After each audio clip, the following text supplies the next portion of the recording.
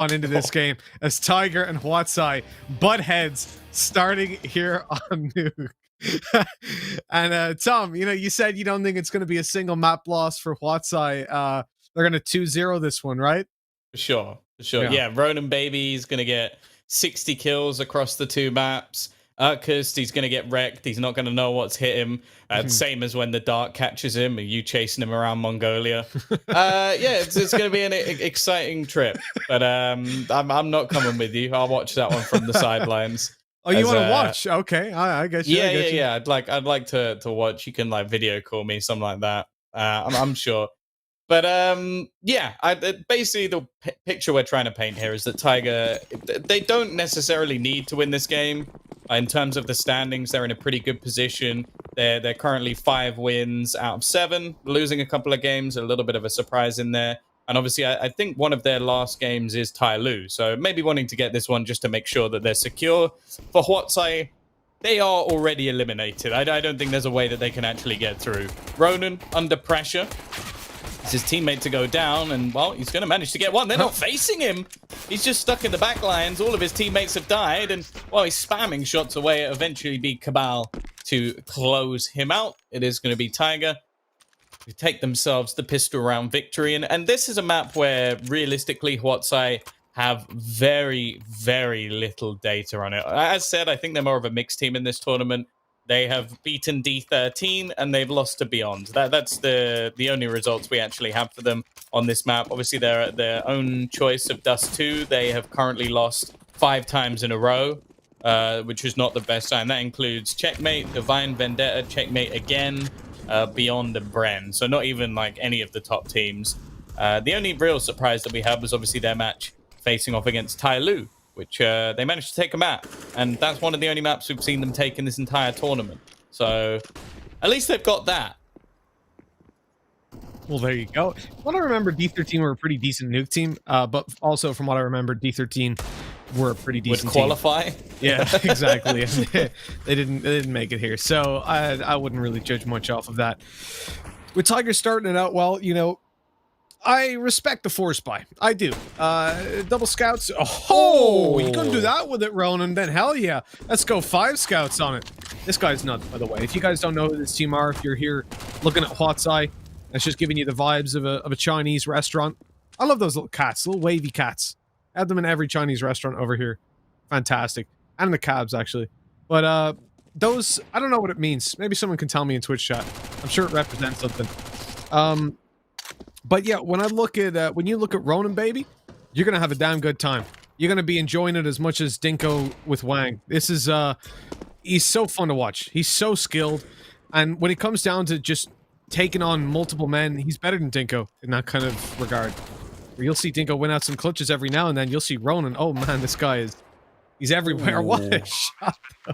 That was an execution by Bulbasaur. This is winnable. Look, 2v2, yeah. And Ronan's still alive. Oh, so close. Oh, baby. Ooh, okay. Okay, here we go. Let's get it one more, but Dobu's too wide on that. That was a very aggressive peek, though. You're up against the scout, you swing in, maybe he's holding that angle, maybe he headshots you. I mean, it's Ronan, let's be real. If he's holding that angle, he headshots you. But sometimes the brave plays are the best plays. Oh, it is going to be 2-0 to Tiger. We will give a lot of credit, of course, when it comes to aim for Ronan, but the one real weakness we've seen within his gameplay so far is that he has some pretty questionable decision-making. It's like somebody... Well, yeah, it's like somebody. It's like he's watched somebody all the time, and that's how he decided that he was going to base his game style. Now, obviously, within Asia, that works. Anywhere else in the world, it doesn't. So I'm kind of hoping we get to see him eventually play under a coach like Advent, who can potentially... Obviously, Advent's not a coach, in-game leader like Advent, who can eventually teach him some of the better ways to play some of these rounds and just, well, utilize his skills slightly better than he currently is now. This round, though, this is where Tiger are looking to try and keep things as clean as humanly possible. Interesting that they're going to juggle the AK over to 9. Now, obviously, it's because he's going to be playing more passively in comparison to Urkus now going to lead the charge with a Mac 10. But it also means that he basically can't do anything because if he... Never mind, he's going to headshot someone. But if he gets shot even slightly, he loses an AK. That's a big problem. Luckily, the trade's coming back and forth. Ronan now the only one remaining. he is going to find himself at least an AK, and they're going to want to hunt this down. Yeah, indeed. They're going to take it right out of his hands. Yeah, I was really hoping that I'd have some help in there by Blah, maybe. Give us a little bit of context on the cat, but I found it myself. It's Maneki Neko. That's a really interesting name. Haven't actually managed to find what it's about, but that's the name of it, and it's Japanese. Apparently, it originated in Tokyo or Kyoto, one or the other. There's debate around it, Tom. There you go. So they're using the Japanese idol. I think it's very much just being adopted though as an Asian thing, right? In general, like you'll see it all across China. That's the only place I've experienced with, so I can't say about other places. But I'm presuming if it's gone from Japan to China, it's gone to other places, considering this is a Singaporean team. And they're using it as their idol. Maybe they're doing it from the get-go, really, because it's a waving cat, right? You've seen these, Tom, right? The hand moves up and down. Yeah, I know what you mean. Basically, they came into this tournament, and they were already waving goodbye. Well, surely if they came in, they were waving hello. Well, they were at least they can continue to wave the whole way through, because, well, not the whole way through, because they won't be here much longer. It's sort of like that Simpsons gif that's overused, where it's just the granddad just rotating in and out the door, like putting his hat and then going straight back out the door again. Oh, by the way, I literally said this except for the looky bit. It's because of its popularity in Chinese and Vietnamese communities, including Chinatown in the US, and I've clicked on Chinatown, damn it. The Maneki Neko is frequently mistaken for being Chinese in origin rather than Japanese, and it's incorrectly referred to as a Chinese lucky cat or a Jin Mao, a golden cat. This cat's also prevalent in China, as I was saying, domestically. And 25 seconds, Mitch. It looks like they're making an execute. I was talking about the cat. Tom. I know you're talking about the cat. They're not executing. I could have finished my point and everything. It's a little sneaky place for Ronan Baby to hide, though. Oh, he's gonna get one. Neff has found another in the meantime. That's the bomb. 5 seconds. They've got to plant the open. Yeah, they've run out of time. Or, yeah, that's it. That's round over. That has got completely wrong for Tiger. Right in the last few seconds, a good read from HUAT put them in a strong position, and they at least keep a couple of players alive. It was a very awkward round, and with the amount of damage they've been able to do over the last few rounds, the position isn't great for Tiger. They will get a buyout. They'll eke one out in this round, but it's likely to be Dobu. Potentially, yeah, just going to have to drop down to an SMG. Of course, if they can win this round, that really doesn't matter because it will send HUAT packing in terms of their finances. And well, leave them in quite an awkward position. Dobu looking to just run and gun outside. The set smokes are down, and they're going to try and throw an incendiary, but they've already missed the boat. Ronan, these are the sort of plays we're talking about. He just ran through the edge of a smoke. While he's the solo hold on the ramp. Like that's no, you don't want this man as your ramp player. And that's the other thing I've noticed about HUAT. You have a player who is ridiculously aggressive, likes to take fights and likes to push, and you keep putting him on solo holds. That's not a good idea. I think they do that on the B side of Dust 2 as well, if I'm not mistaken, which I can't think of a worse place to have an overly aggressive player. So, yeah, partly down to him. Obviously, that's a silly push to make. But also, you know he's going to do it, so put him somewhere else. Dude, I'm gonna be honest here, Tom. I've fallen down a rabbit hole. An absolute rabbit hole of Maneki Neko. Or beckoning cat, as it means in English. Facts. It's crazy. It's actually crazy how much data there is out there on these little cats. I love it. And that's probably why HUAT have come through. If only they had as many strats as they had factoids about the cat. Because at the moment, it's less than ideal. I think they're going to be saving over these weapons. Realistically, you don't want to go for retakes, man disadvantage. Not on a map like Nuke when you've got no foothold in the region, right? If you're down in secret already, you're waiting outside the site, maybe you can go for it because you've got some control and you know where you can rotate through. But they would take so long in clearing out these angles, probably be cut off as they go down vents or secret or wherever they would decide to go. And so, Tom just took away. The cat brings good luck, by the way, Tom. And depending on what paw it has up, it means different things, depending on what color it is, depending on what it's holding. There's lots of different things. Right. There you go. And traditionally, it wasn't waving because it was made a long time ago. They've lost their weapons as well, Tom. That's, I mean, I will say one thing. So wait, that's the left paw, right? That it has raised. So that one is beckoning people to come inside the building that it sits beside. So it's welcoming, right? That's a welcoming cat. Okay. What's I've been a bit too welcoming to their enemies, I will say. They've invited them in for tea. They've made it the traditional, I don't know if there's a Singaporean way, so we'll say the Chinese way because it takes hours. Oh, for God's sake. Stop talking about the cat. They're going wild. And it's a problem, right? I feel like they should have come in with, it's almost a direct conflict as well, right? The tiger and the cat. The cat's very welcoming with its paw raised. It's asking you in. Oh, it's holding a crap as well. Hold on. I have to go down. Oh my. Don't think there's many people that care this much about the cat. It's a coin from the Edo period. It's supposed to represent wealth that it's brought to the owner. Unfortunately, they're bringing wealth to the opposition by not making it through the playoffs. This would be very useful when you eventually get a job in a museum and then you have to tell. But right now, I would like to watch some Counter-Strike and not talk about cats. But it's their logo. We're not talking about cats. We're talking about their logo. Well, you can tell someone who cares. Well, I hope they're in the northwestern part of the map. I don't know exactly what direction on Nuke, like where is where. But it's obviously the white cat, the white Maneki Neko, goes in the northwestern part of the house to bring good connections and opportunities for travel. So you have to place it in the right position. So really, when they're holding these sites, Tom, I presume they're holding the northwestern side of the site. And if they're not, it's probably why they're losing. Well, whatever it is, it's not working because they're losing 5-1 to the T side of Tiger. And, yeah, so far it's not been that close. And while I will say that with Ronan, I do question, like, whether or not there's just somebody every round just going, so how did you die? And it's like, oh, push smoke. It's like, what was that? It's like, oh, there was a smoke. No, push through it. It's like, it just, I don't know, I don't understand how he can make the same mistake so many times. But in this game, he needs to be better than that, because from what we've seen so far from Tiger, they're one of the most well-drilled teams within this tournament.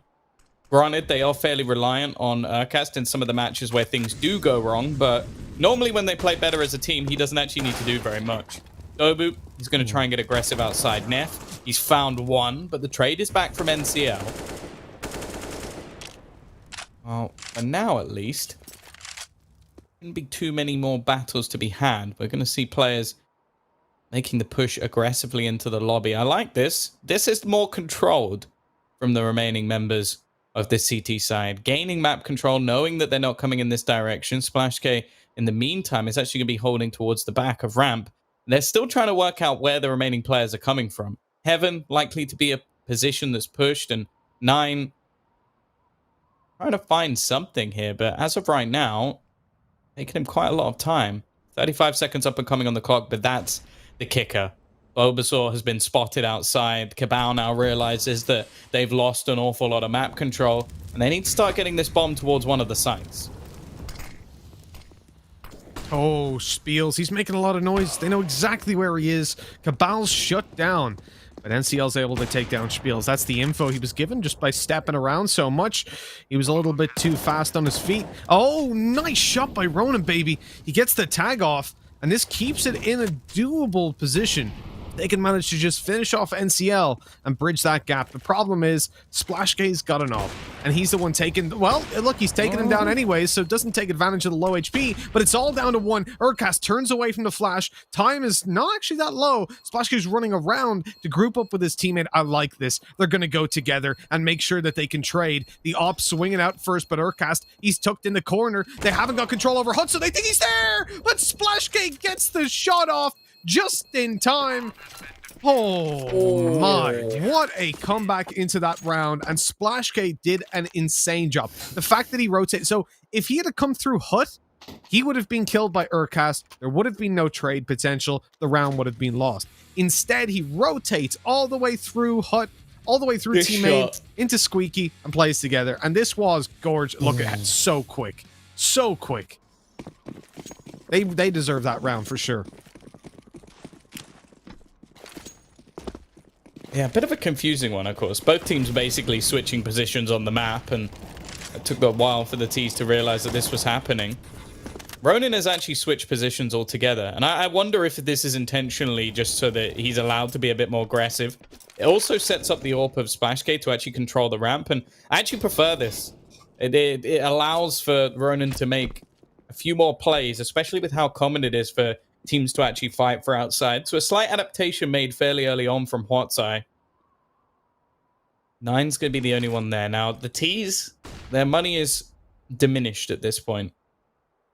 Not in the best of spots, 9 and Dobu with a little bit extra, but the same can be said for the CTs. So this is a swing round. It could be ZAI getting right back into things. It could be Tiger pretty much winning the half. Now, one of the smokes, as you can see on the map, has gone out of the map. So somebody's thrown that as badly as can be. I'm not quite sure how you managed to do that. That's almost impressive. They try to bounce it off the fence, I presume, to get it on the close smoke for red, and instead choked it off the map. It's quite a big fence, though. Yeah, it's quite a high fence. I don't know how you do that, but maybe they've jumped as they were throwing it. I would have went further then. I don't know. If they've whiffed it. Anyways, that's for damn sure.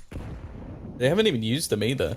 This is all a ruse. They've thrown 3 smokes outside, and look at the saved incendiary that's just been thrown in. They've had to actually go through it, but even while going through it, they've got both entries onto the site. The push back in, though, from Neff and Ronan Baby has actually worked wonderfully. 10 seconds. It leaves it all onto 9. No time left, and he goes to fight Neff and loses the battle as well. Great round from him. Someone highlighted multiple times now by Blair as potentially an underrated player within this team, and hey, that was a pretty big round from him. That was beautiful stuff. For ZAI, you know, these are the kind of rounds that they need to pull right back into them. And realistically, CT side, they need to do a lot. Because we know ZAI might not be the best when it comes down to the T side versus a team like Tiger. And Tiger will be decent on defense. So I would be worried about them if they don't manage to at least get 9. Which is obviously a big ask, but such is the downside of losing the early rounds, and a deagle for Urcast is enough for the opening duel. Ronan Baby's down to 22 HP. This is a fantastic start for Tiger into this round. Looks like they're the ones with the lucky cat on their side. Waving both paws. That's welcoming and wealth. I love this for Bobo, though. Great position. He's being baited for. This is the thing. His teammate was just spraying away from team main, and so they had no idea that he was tucked in the corner. That's great. I love that setup, and it's pulled it back into a 3-on-2.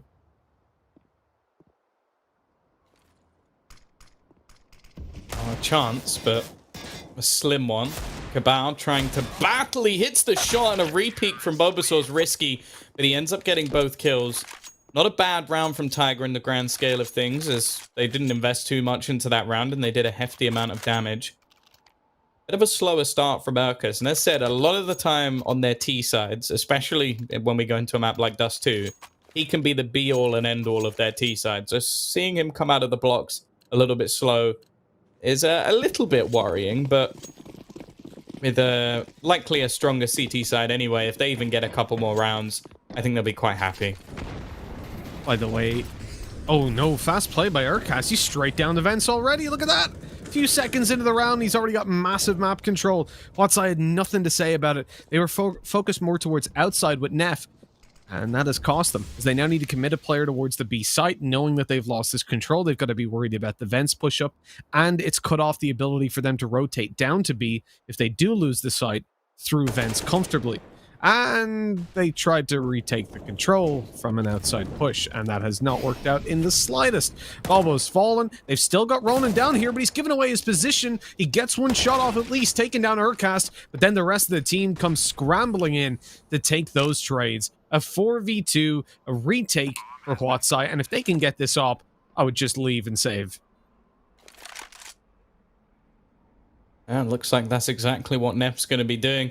And well, there you go. That may not have been like a multi-frag, crazy statistical round from Urcas, but it's one that he still managed to win for his team. The opener that pulls 2 players into his position, and then very easy from then onwards for the rest of the squad to pick up the round. So good work from him. And that's the thing. We always talk about these like in-depth, complex plays, like all these smokes outside, these lineups to get information, the Molotovs onto the site. Sometimes, Mitch, the simpler plays are the best. There's a quick vent dive, and she just wins them the round because it pulls so many players away. So 6-4 to Tiger. It's actually interesting. If there is a few players, if you ever watch Madden play Nuke, I'm sure you have many a time.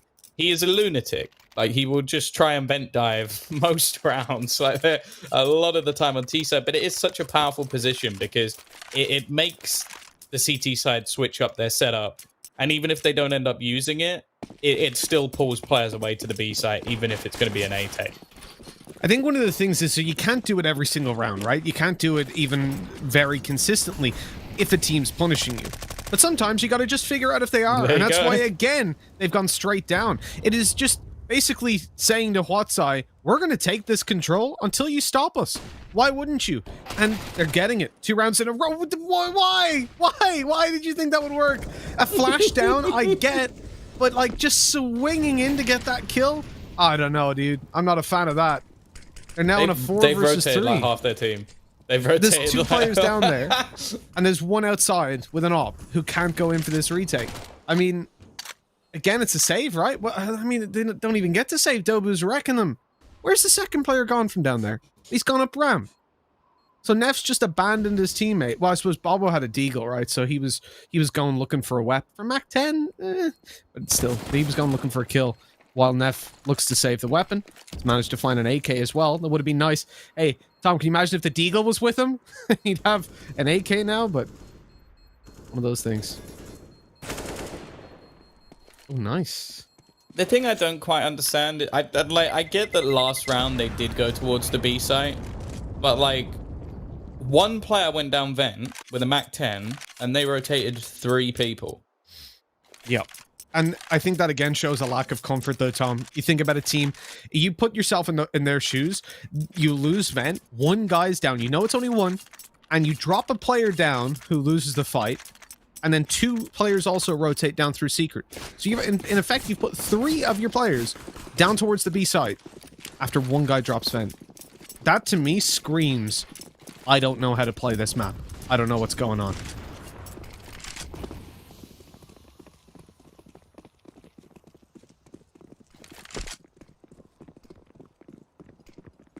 And obviously then, in the round that follows, they've got nothing to work with. Oh, Splash K's in a decent position. No trade available. Just, yeah, he actually peeks out again. And they're just going to run through the smoke. 1 by 1 by 1. Easy peasy for Splash K. And Neff's also found another kill. Cabal, he's been one of the better players so far for Tiger, but this is potentially a bridge too far. And the worrying thing is as well is look at all the weaponry they've retrieved. They've just picked up everything. That's now 3 AKs on the CT side. A Mac 10 also retrieved. And well, if they can kill Cabal, they could end up with the dream pretty much. 4 AKs and an AWP. It might be slightly easier said than done. And for the T side, well, this was meant to be their opportunity to actually build up some cash. Again, in context, this isn't the end of the world. They have 7 rounds on the T side. That is very good. But this is not a round that they were expecting to lose, Bulbasaur. Oh, he's not quite going to win that one, but there's the trade. 3 AKs, or 2 AKs retrieved in this round. Obviously, they already had 1 to begin with. That is a very good round from HUAT, and that's going to be a huge boost to their economy.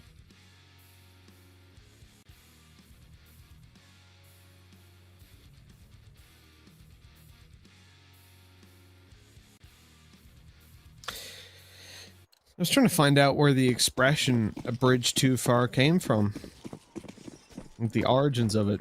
Because it makes sense, right? You took a bridge too far, you're gone past your destination. There used to be an old war. I think it must be. There was a war game I used to play called A Bridge Too, or something like that. A Bridge Too Far. In 1974, there was a book called. Oh no, that's a movie called A Bridge Too Far.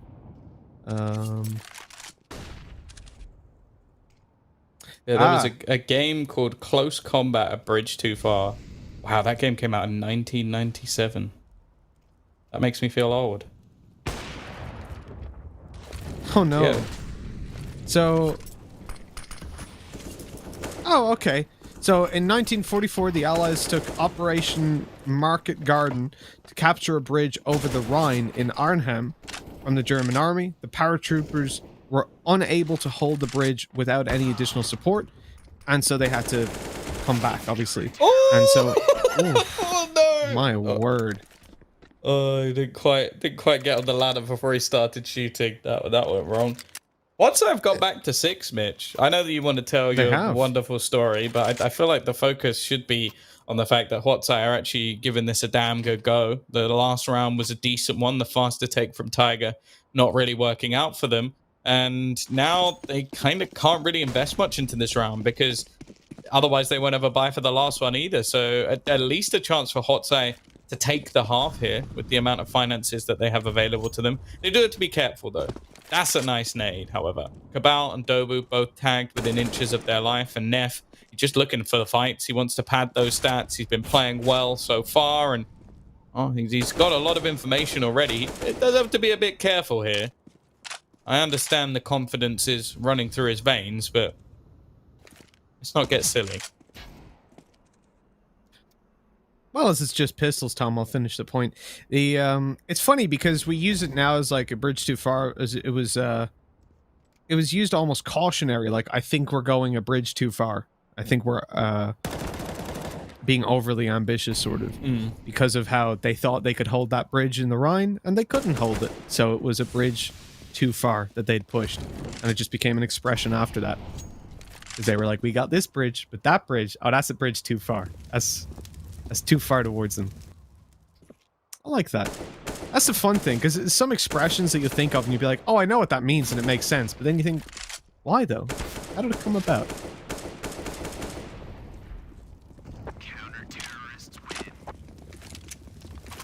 Closing rounds out with nades is always nice. I have to say, like, the reality is 8-7 for HUAT if they get there. It's not great. You know, this is Nuke, but a point that Blandinko brought up in the previous game was that it's very easy for us to say, because of what we're used to commentating European Counter-Strike at a decent level, and watching, obviously, all the top teams, we're very used to quoting statistics about maps and what side is favored. So coming into Nuke, you would say the CT side is the favored side. And, you know, if you're getting 7 rounds T side, that's great. But as we've seen, Tom, that doesn't always apply in this region. That train game we just had was a great example of exactly what I'm talking about. Where the team closed it out with 6 consecutive buy rounds to win it. And, you know, when you look at HUAT, maybe they'll be able to deliver T side. Who knows? Especially with Ronan Baby and Neff playing the way they are.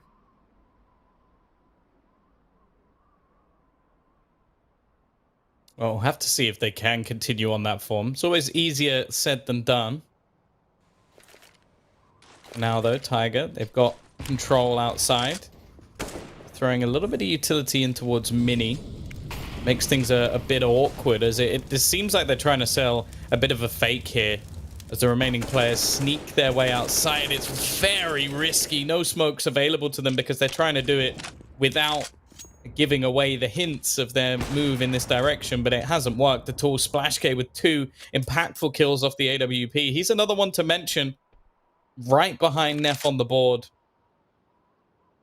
Now Urkust has a big play to make. 25 seconds on the clock. One man spotted on one side of the vent. He hasn't seen the second player, and Spiels has pretty much put this round to bed. NCL's Molotov closed that one. I kind of wonder why that Molotov didn't come through earlier. Might have helped out a little bit, but I guess the whole point was that Urkust was being sneaky. And well, he's been sneaky the whole game. Absent might be the word to use, as he has not been having his best performance. And that's normally the case. When they win, he's normally at the bottom. When it's a closer affair, he's normally carrying them through. This time, it's a bit of a mid-ground situation. Now, in terms of their previous Nuke performances, obviously they beat Beyond recently. They managed to get 9 rounds on the CT side, and then 7 on the T. So they're in a similar situation here. They also beat Vici on Nuke, and that time they got 8 rounds on both sides. So definitely showing that they are competent on either side of the map, but I do get what you mean. Like, we expect, say, 9-10 rounds to be an almost norm on the CT side of this map. Instead, it's normally just down to the individuals and the different teams that we have. Yeah, it's a very, very varied region when it comes down to skill. And so I think that, you know, you're going to have these teams that, if you put a Tyloo up against a HUAT T-side, Tyloo probably get 15 rounds if they're actually playing. They're not just autopiloting. And that's obviously going to skew statistics and how we feel about things. Also very chaotic. Ronan Baby, oh, he doesn't get anything done. This is such an important round for HUAT when they've got massive man disadvantages to overcome. Spiels goes down. They've seen Bobo. They know exactly where he is. And they just pop his head. That is 8-8. That is Tiger coming back into this one. And not a great position. Also, I want to mention, so you said about SplashK playing quite well, and 100% I agree. The difference is why I wouldn't consider him coming into this half is because I don't think he's going to be as integral when it comes to the T side, purely because from high-level teams, you'll even see Oppers struggle that little bit more when it comes to getting access on the T side of Nuke, and I feel like up against Tiger especially, once that op isn't in the hands of Cabal, they should be able to punish SplashK a little bit more when he's on the attacking side. I think he had a much easier time being able to post up and just maintain outside control for them in previous rounds, especially when Tiger were going for setups like outside without smokes, which is, you know, again, it's one of those plays that you can try, but if it doesn't work, you do look a bit silly. Interestingly, we're not actually going to see the force buy. So something we see quite regularly is the investment once the bomb goes down. They've decided to wait for the full buy to come in. There's a chance really for money to be made. Now, there's 3 rifles already on the side of Tiger. I think they might have been expecting a little bit more invested into this round. 9 not being able to afford his AWP, so he's going to end up with an AUG for now. And Cabal, that is perfect. Wonderful spray down, as clinical as it gets. He's now up to his 20th frag, which is... And so he's always been one of the players that performs well, especially when using his rifle. I'm not sure I want to see the AWP, although if he is going to continue to play on the rampart, I don't really mind it too much. But this is the round where things get interesting. AKs across the board. Money for the CT side isn't going to be anything incredible going into the next if they lose. So we want to see them at least get a few kills with those SMGs if they are going to have a chance in the next round. I like the nade setup early on. It's something we'll see a lot of teams do. Oh, wow, okay. And that's just been wrecked. That's something that Astralis do a lot, is those like triple or quadruple nades towards outside, because you can just direct your A players there alongside your outside, and if you're going for secret hold as well. Cabal, oh my, how does he get 2? And he's gone. He's out of there. Over on the site, playing on the rafters. He has support coming in from 9 as well. That's nuts. I don't know how Cabal's gotten away with that. I didn't even see the second kill, first of all. And then the fact that he manages to run away while there's 3 more players chasing him down. Well, this was the round that HUAT really needed to make a statement.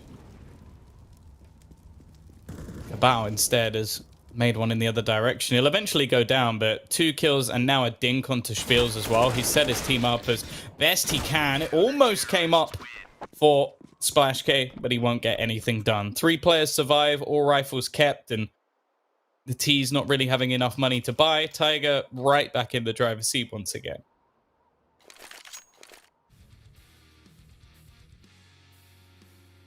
Well, I mean, it's a sad turn of affairs, really. Whenever the favorite comes from behind and takes over control, and especially when they're on the typically favored side, I find it quite difficult to then imagine how things are going from a mental perspective. You know, Tom, basically, if I was speaking to HUAT, I'd ask them how the comms were. That's what I want to know from them at this very moment, because it's hard to stay positive in a situation like this. You know, pressure is being applied. Tiger aren't doing anything crazy, but they've won out the pistol, they've won out the first buy, and now they're up against an eco and what should be a round for them. 5 deagles in the hands of their opponents is pretty scary. I will say, Spiels taking full armor, I don't know. And Neff taking no helmet, and Kevlar, honestly, probably just go with the Deagle by itself. I feel like the utility in the next round is going to be a little bit more important. Or even just to have the extra money stacked up on you. They do have a decent amount of loss bonus, though, to be fair. Yeah. I just maybe don't it won't see matter. Kevlar making a difference, but hey, the Deagles certainly are. It started out strong for them. I guess the argument is if they find a rifle, they're in a much better position than if they didn't have the Kevlar. Nonetheless, they might be able to win the round without it. It's going to be a push in towards the A site, it seems. NCL is going to be waiting. An elevated position that can be quite tough to clear, making some of the angles relatively awkward. They're going to make their way down the vent, or at least a couple of them are. It seemed like Neff was hanging around, and he ends up going down. Cabal already rotating in. He's been so clinical. His spray control is actually really impressive. Like, both players running, he corrects onto the second, and now leaves Splash Cape all on his lonesome. 1 versus 3. Doesn't have control of the bomb either. It's on the B side, so I don't even really know what he's planning here. Looking out for one of the players, and it isn't going to be the case. Plenty of money going into this next round. Well, no real worries for a HUAT site. It'll be 11-8 in favor of Tiger. Now, I'm sure there's some people at home thinking, maybe even yourself, Tom, if I'm against buying the Kevlar in the first place, why am I not suggesting, if I want them to have extra money, that, like, Neff gets dropped to Deagle and plays with the Kevlar, for example? And this was something I actually discussed with the team when I was working with them, and we took a look over the statistics on it. And for this specific team anyways, and I think generally for teams, you'll find it to be better to have your teammates without armor taking the opening duels. I like this smoke. This is giving him a little one-way. That's sick. What I will say is that Urcast does that almost every time they play Nuke. And I think any team playing against Tiger who've actually done their research should know that's a possibility. And should know when you see... And that smoke's already been thrown by Tiger once, and they didn't play up on it. So I know they are trying to duke out a little bit. And I also saw HUAT use it once, but not get up on top as well. But if you see that smoke, you should know Urcast will possibly be there. But we have still seen teams in this very tournament be caught out by him, like, triple spraying, and in the previous PAL as well. And that's ridiculous. That really shouldn't be happening, because it's basic, Tom. Aggressive. It really is. Oh, boo. Are they going to expect it to be here? No, they're not. That's the bomb down. He's managed to drop it in the lobby. The rest of the team have gone pushing in. Dobu's actually just going to give up the space. He opts to fight the site, but he whiffs. A slight mistake to be seen from him. Luckily, Nine's there to rectify the situation, and it's left on to Spiels. He has the potential for 2 separate 1 versus 1s, especially with Nine sneaking around the corner. He's going to miss his shot. A fight not needed to take, especially with the position of Cabal, and he breaks out of the vent. He's like a madman. The Incredible Hulk ripping his way through the wall, and he's going to close out the round. He is having one hell of a performance. 25 kills to 11 deaths. I said sometimes they don't necessarily need Urkus to be the hard carry, and in this case, it seems like Cabal's taken the mantle instead.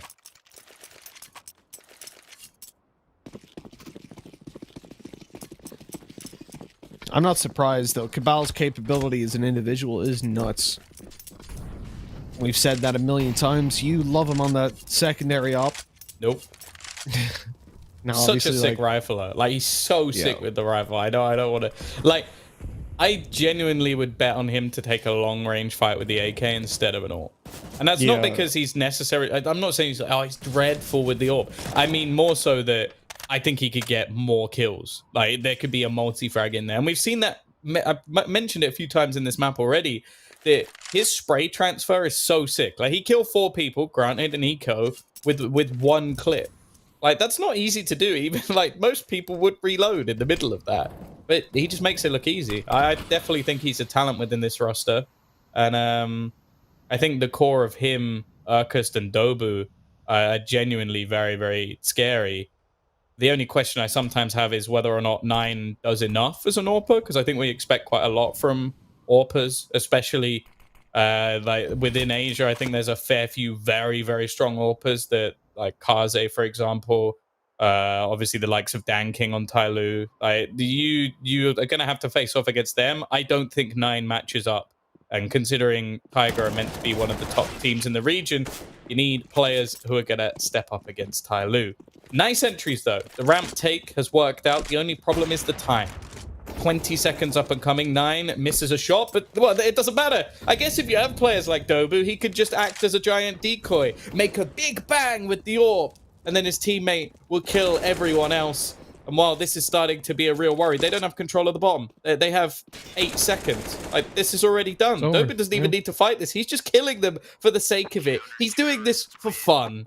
And Tiger, they're going to get further into the lead. 13 on the board. Oh, he survives just about. The kill from the T side really wouldn't have made a difference to Tiger's economy, so it's a good thing that he stayed alive. There was actually a really nice spam by Cabal from How? Ramp. That's he got one while in the air. Man. Oh my god, I didn't even notice that. Look at this. Oh, he wasn't aiming at him either. That's the luckiest kill I think I've ever seen. Jesus. I want to see it again. The first guy. He's aiming. Oh. Wow. That's ridiculous. That is actually ridiculous.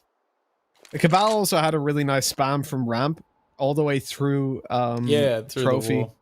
That was nice. He didn't connect anything with it, but it came really close because there were players on either side. It does such little damage though, even if you hit it. It does like 5 damage.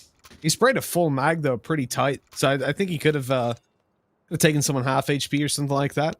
I feel like it's also a bit of a mental thing because you imagine you're like, okay, we control this area. Now I'm just gonna walk over towards teammate. I'm 50 HP. I've been headshot 6 times. What? Like, am I safe anywhere at that point?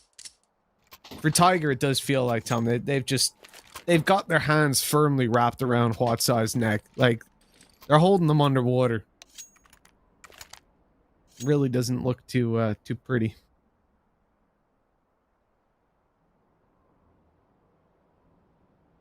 Well, we are going to be getting back into things. Speaking of things that don't look pretty, this buy is one of them. Spiels. This is the problem. Like, obviously, I'm not going to say just chuck away the AK, but they kind of need a bomb plant for him to have a good buy. Like, he'll probably have like maybe an AK in the next round, especially if he can get a kill. Oh, that's not gone well. Great, Molly. Oh, does he get the timing on the spray? Oh my goodness, that is so much damage. Dobu and Urkas both finding a kill. That's got to be so painful. You line up your smokes, you get ready to push as a team. There is a reason why a lot of teams walk behind that smoke, by the way, and that is it, because you can hear all the footsteps. I imagine there was some pretty solid communication coming out from the Mongolians then as when to spray. Maybe a little cheeky countdown. NCL, he's ready in position. He's been decent so far. His 15th kill added to the tally, and he's just playing it smart. No need to take a risk here. He knows that his opponents have a weakened buy, so why risk giving them an extra rifle? Just fall back and put your team in a good spot. Neff, 27 HP, a Deeg in hand, and well, they're hunting to try and find one of these remaining players. They know that the chances of them getting the bomb down here are slim, and there's actually a fairly filthy crossfire being held just to make it impossible to get onto the site. We'll know that he's now on top of the silo, and Spiels does at least get one, but he doesn't even know that NCO is just around the corner. Smart stuff from Tiger, basically playing the numbers game, which is exactly what you need to do in this advantage. And they're going to get their 14th onto the board. And their CT side, it looks stellar so far, Mitch. I can't really fault too much about it at all. I think it's been really good. Yeah, everything about Tiger's series, though, has been pretty good. Like, the reality is you find, 7 rounds when it came to their T side. That's a good T side. Can't really harp on too negatively about that. And then their CT has been near flawless. Oh my god. He's getting away with murder here. Like, NCL swung. He kills one. Lights Ronan down to 20 HP. Bobo's getting lit up elsewhere. And as they get to the B-bomb site, the numbers are already dwindling. Okay, it's a 4v4, but that HP, that flash was great. That HP was terrible. Is terrible. And, okay. All right. That was a bit much. I think Cabal maybe getting a little bit cocky. The wide peeks out, and he meets his fate. Money's not amazing for the side of Tiger. So the true level of confidence would be if they go for this. If either of the players go fighting here, then they're just showing that, okay, we just think we're the better team by quite a margin. And while Dobu is actually going to be facing this, he can't get that AK back. NCL also doesn't have the highest amount of cash. Obviously, the way we're looking at this is 9 is you'll be able to drop one gun as long as he doesn't fall. And Dobu can do the same. So that pretty much sets them up with a flawless fight. If they'd lost either of these players, there would have been some questions asked into the next round, be it maybe the AWP goes missing or some extra utility. Instead, because of the saves, everything's going to be fine.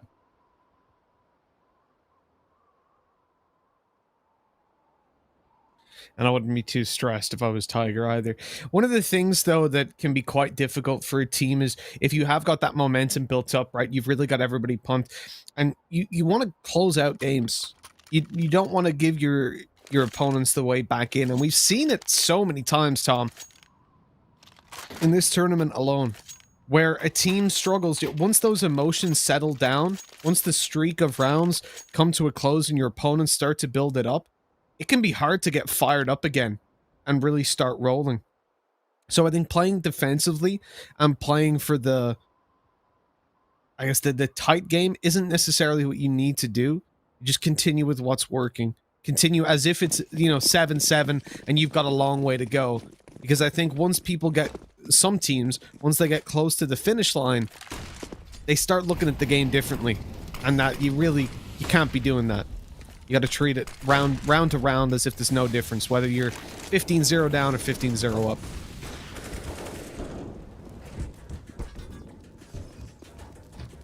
Well, Broden has started this one off strong. It's 9 down and 3 more to go. Cabal also falls. Last 2 rounds, they've made some faster plays into the B site, and this has been something that Tiger are actually struggling to deal with. It's not been anything complicated, clever, but it's been aggressive, and that's what we put down this HUAT side roster to. They have the individual players that can take them over the line, and now they're just holding to catch off rotations. That's Dobu gone as well. They were already in financial troubles if they didn't save in the last round. Their money is screwed if they don't save in this round, and they get absolutely nothing. So now it is just going to have to be an eco. Tiger can't invest much into this round at all, and HUAT side, they're at least making this competitive.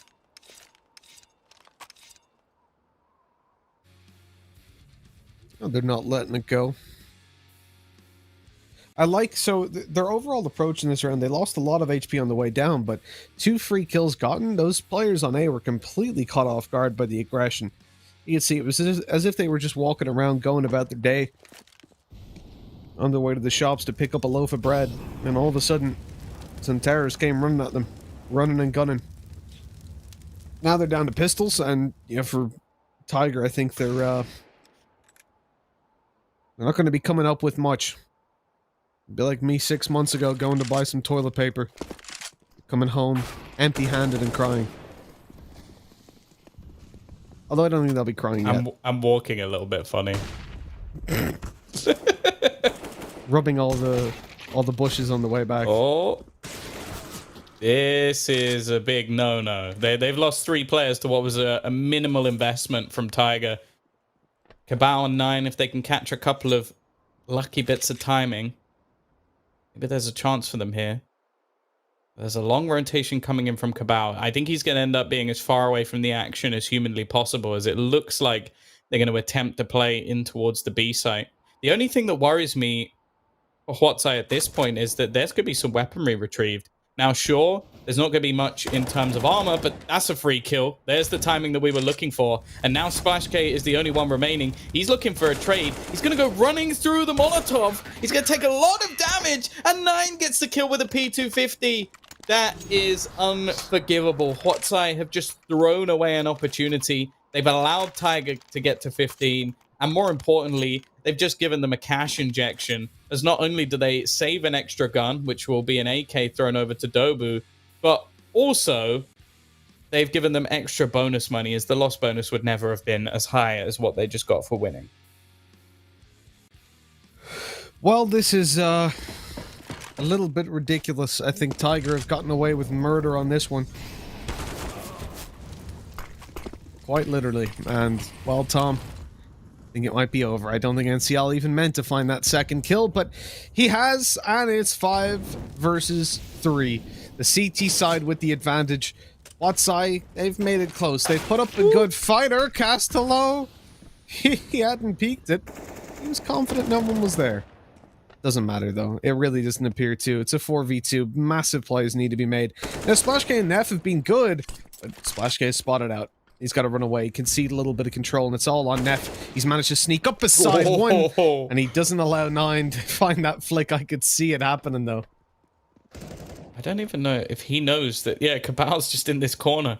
He's still playing on the ramp, and now it is all on to Neff. He's hitting some tasty shots. He needs the ace if he is going to be winning this round. Bomb down. Retrievable for sure. He does have the chance to isolate these jewels. NCL, relatively low on HP, but will he check the close corner? Oh, it's almost like his spidey senses were tingling. He's going to go back in the other direction and actually start running his way to B, trying to bait them out. I quite like that, actually. Hoping that they push in, but instead it seems like they're just waiting for the plant. Smart stuff from Tiger. Not going to take too many risks and basically just try and play this one together. And the second they hear any footsteps, I don't know why you would go down there, if I'm being honest. That just gives them extra footsteps to know that you're already down on the site, so they can actually start their rotation a little bit earlier, and it gives enough time for NCL to end this. Great work from the side of Tiger. They have taken themselves for the victory. Some good performances from Cabal, who unfortunately is 1 away from his 30 bomb. NCL as well had some really high impact rounds towards the end. And basically, Mitch, we got exactly what we expected.